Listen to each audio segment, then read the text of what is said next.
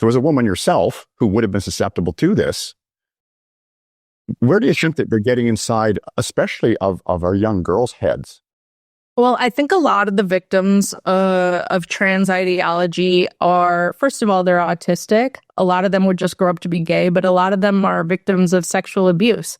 And I think for young girls, the idea of not being feminine and not being attractive to predators like they had been that they had been victimized by, I think that's pretty appealing for a lot of girls to kind of mask who they are with a more male identity.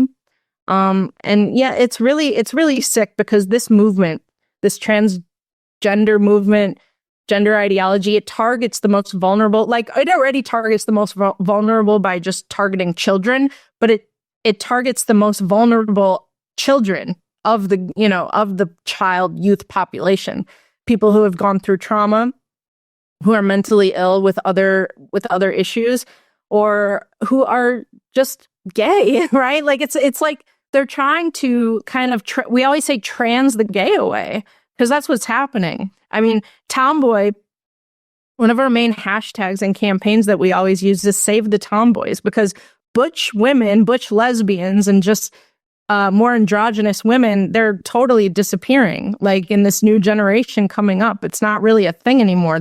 And if somebody, one of our members, her name is Mickey, is a tomboy, and so she'll post. She's a content creator, so she posts all these videos really discussing these kinds of things, and her comments are always flooded with young people saying, "Oh, you're just a trans dude. Like, just accept it." It's like, no, actually, you can be a butch woman. You can be an androgynous woman. And it goes back to putting these people, putting more gender nonconforming youth and people into these rigid boxes that, we as gays and lesbians have been trying to kind of dissolve for a very long time. And it feels like this trans movement almost overnight has come back and built that all back up. And it's devastating to see. And, it's heartbreaking to see these young girls and effeminate boys as well being lied to and confused by all of this.